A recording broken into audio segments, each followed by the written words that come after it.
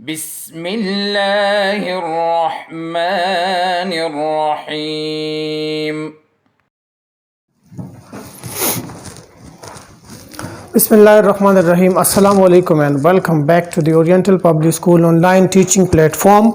Dear students, once again I'm here to record a video lecture for you, and today my topic is Mendel's law of segregation. आज के video lecture में आप सीखेंगे Mendel's law of segregation, या इसको आप monohybrid cross भी कहते हैं।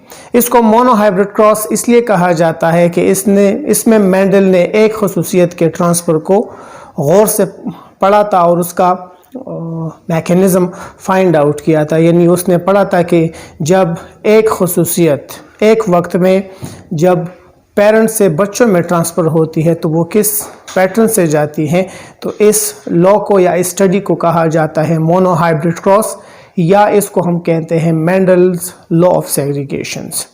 मेंडल लॉ ऑफ सेग्रीगेशन का सबसे पहले मैं थोड़ा सा पढ़ाना चाहूँगा उसका बैकग्राउंड ये था कि मेंडल्स ने अपनी पूरी रिसर्च पी प्लांट के ऊपर की। इस स्टडी के दौरान उसने दो पी प्लांट सेलेक्ट किए। एक पी प्लांट था टॉल प्लांट, यानी जिसका हाइट टॉल था, और एक था डॉर्फ प्लांट, और ये दोनों अपनी खुसूसियत में होमोजाइगस थे। होमोजाइगस का मतलब ये है कि जब इसको सेल्फ पोलिनेट करवाया जाता था तो ये हमेशा टॉल प्लांट पैदा करते थे, और जब इसको भी सेल्फ पोलिनेट करते थे तो हमेशा ये डॉर्फ प्लांट ही प्रोड्यूस करते थे। मेंडल ने अपने स्टडी के दौरान इस तरह किया कि उन्होंने टॉल और डॉर्फ प्लांट को क्रॉस पोलिनेट करवाया, और क्रॉस पोलिनेशन के लिए उसने तरीका ये किया कि उसने फॉर एग्जांपल टॉल प्लांट में एक मेल पार्ट था स्टेमन और दूसरा उसका कार्पिल था, और इसी तरह डॉर्फ प्लांट में भी कार्पिल और स्टेमन मौजूद थे।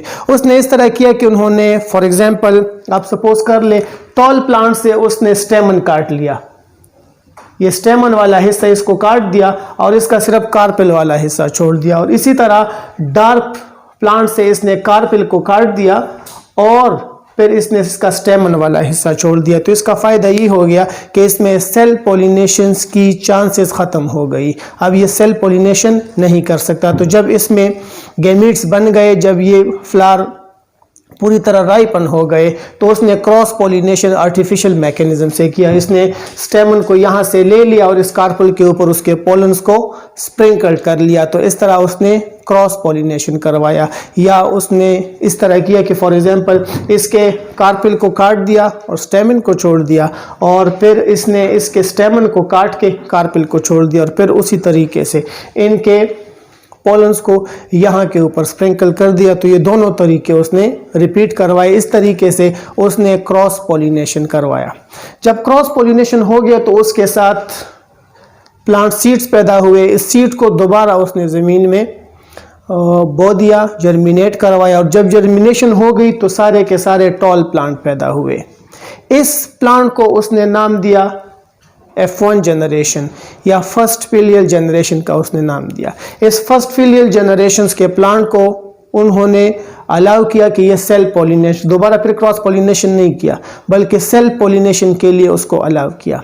जब उन प्लांट ने सेल्फ पोलिनेशन किया और दोबारा सीड बनाए और सीड को फिर से ज़मीन में जर्मिनेट किया गया, तो जब दोबारा वो सीड जर्मिनेट हुए उससे नए प्लांट बने, तो नए प्लांट मिक्स थे। उसमें टॉल प्लांट भी मौजूद थे और डॉर्फ प्लांट जो F1 जनरेशन में गायब हो गया था वो F2 जनरेशन में फिर से आ गया। उसने इस जनरेशन को उसने F2 जनरेशन का नाम दिया। रिमेंबर, F1 जनरेशन में जब टॉल और डॉर्फ को क्रॉस किया जाता है तो सारे के सारे टॉल प्लांट पैदा होते हैं। इस टॉल प्लांट को फिर वो सेल्फ पोलिनेशन के लिए छोड़ देता है। जब प्लांट सेल्फ पोलिनेशन कर लेते हैं तो उससे फिर से सीड बन जाते हैं। उस सीड को जब वो दोबारा ज़मीन में बोता है तो उसको वो नाम दे देता है F2 जनरेशन, और F2 जनरेशन में उसके साथ टॉल और डॉर्फ दोनों किस्म के प्लांट्स पैदा हो जाते हैं। डॉर्फ प्लांट जो F1 जनरेशन में गायब हो गया था यहाँ F2 जनरेशन में फिर से आ गया, और जब उसको काउंट किया गया तो उसमें रेशो थी 3:1, यानी 3 उसमें टॉल प्लांट थे और 1 उसमें डार्क प्लांट था। उसने इस एक्सपेरिमेंट को मल्टीपल ट्रेड्स के लिए करवाया, यानी पहले तो ये तो हाइट के लिए करवाया गया था, उसने फिर इसको सीट कलर के लिए करवाया, फिर सीट शेप के लिए करवाया, मुख्तलिफ किस्म के खसूसियात के लिए इसने इस क्रॉस को करवाया और हमेशा इसी तरह होता था।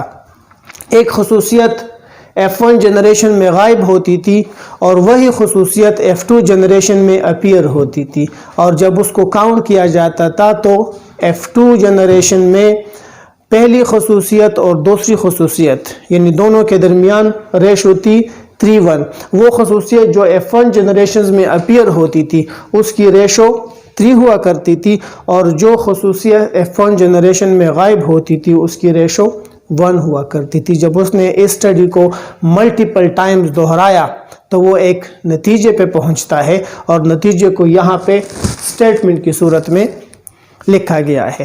स्टेटमेंट ये है, मेंडल कहता है कि each organism contain 2 copies of a given gene.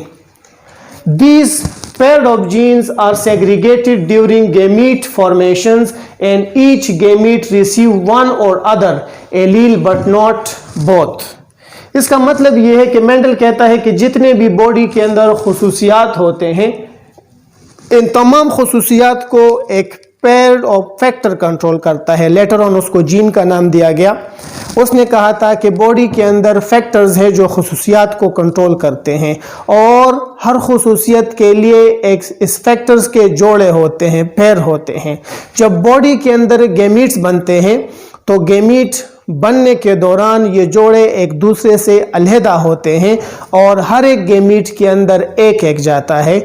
इसको उसने लॉ ऑफ सेग्रीगेशन का नाम दिया। इसकी वजाहत हम यहाँ पे कर सकते हैं। फॉर एग्जांपल मेंडल कहता है कि टॉलनेस एक खुसूसियत है, टॉल। इसी तरह डार्फ भी एक खुसूसियत है। इसको कंट्रोल करने वाले एलील को मेंडल कहता है कि इसको हम कैपिटल टी से शो करते हैं। जो टॉल हाइट है इसको वो कैपिटल टी से शो कर रहा है, तो ये 2 फैक्टर है जो इसको कंट्रोल कर रहे हैं। इसी तरह डार्कनेस भी एक खुसूसियत है, इसको भी 2 फैक्टर या 2 जीन्स कंट्रोल करते हैं, और इसको हम स्मॉल टी से डिजिग्नेट करते हैं। इसको हम दिखाते हैं, डिनोट करते हैं स्मॉल टी से। मेंडल कहता है जब गेमीट्स बनते हैं तो ये दोनों एलील एक दूसरे से सेग्रीगेट होंगे। जब यहाँ पे गेमीट्स बनते हैं,